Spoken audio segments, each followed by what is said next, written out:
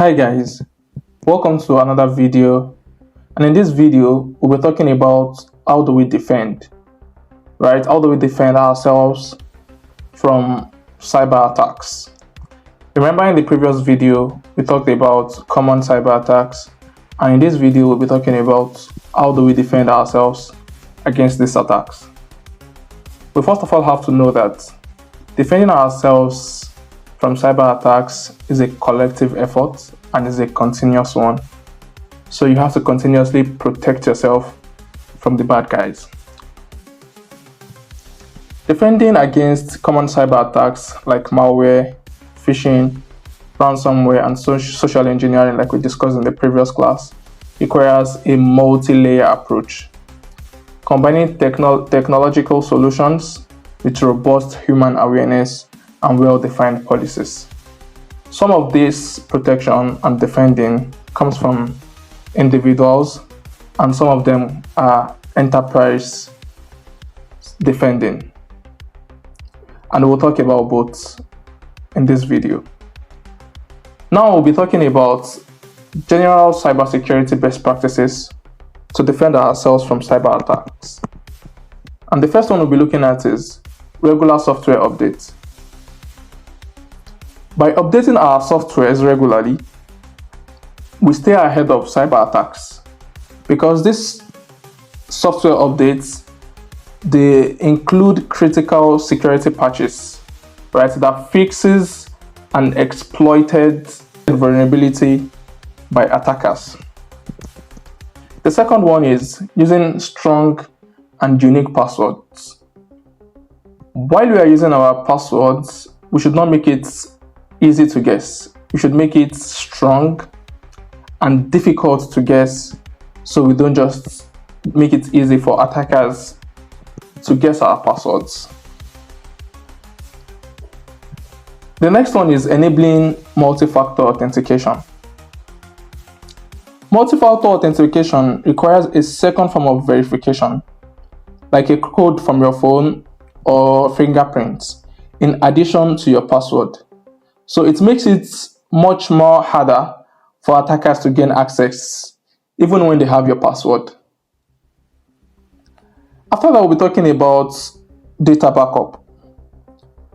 Regular backup of your critical data to separate locations or isolated locations, probably like an external hard drive or even in a secure cloud service, can keep you ahead of cyber attacks. The next one is don't click any link. Yes, you don't just click any link that you see. Some of these links carry malicious payloads. So you want to verify and double check any link before you click it. Then the last one for the general cybersecurity best practices to defend ourselves is verify sender and message. Yes, you don't just attend to any message.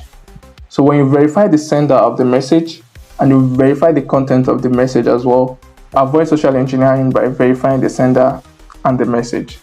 So this is just little out of the best cybersecurity practices to defend ourselves. And now we'll be moving to the enterprise cybersecurity best practices. So which means how do enterprise, bigger organizations, how do they stay ahead of cyber attacks? The first one is they conduct security awareness. So security awareness is paramount, as many attacks exploit human error, right? So organizations educate their employees about various cyber threats, emerging threats, how to recognize them, and what to do if encountered. So this makes this very important, and it significantly reduces risk.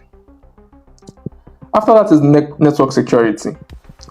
Enterprise implements firewalls to protect incoming and outgoing network traffic, right? They put in a lot of security postures to protect their systems from attack. The next one here is the principle of the least privilege. The principle of the least privilege means that you do not give people access beyond what they need. So you grant users only the minimum access rights necessary to perform their job functions, and you don't give them beyond that. So this limits the damage an attacker can do even if they compromise the account. Then the next one we'll be looking at is network segmentation. Network segmentation divides your network into segments to contain the spread of ransomware. So even if a part of the network is affected, it is not going to spread across the entire network. Then the next one is the system monitoring. Enterprise puts in place IDS and IPS, which are the incident detection system and incident protection systems, to monitor the traffic in the system and to protect and take action if there is any need. And the last one we'll be taking here is robust backup strategy. So organizations would want to have a backup ready. Even if when they are compromised, they'll still be able to function and to fulfill one of the major roles of cybersecurity, which is to make sure there is availability, as we've discussed in the CIA triad. So when organizations set up a robust backup strategy, they'll be able to bounce back from an attack. And that is what we'll be having in this video.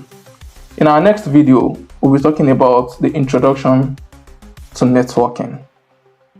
Thank you, and see you in our next video.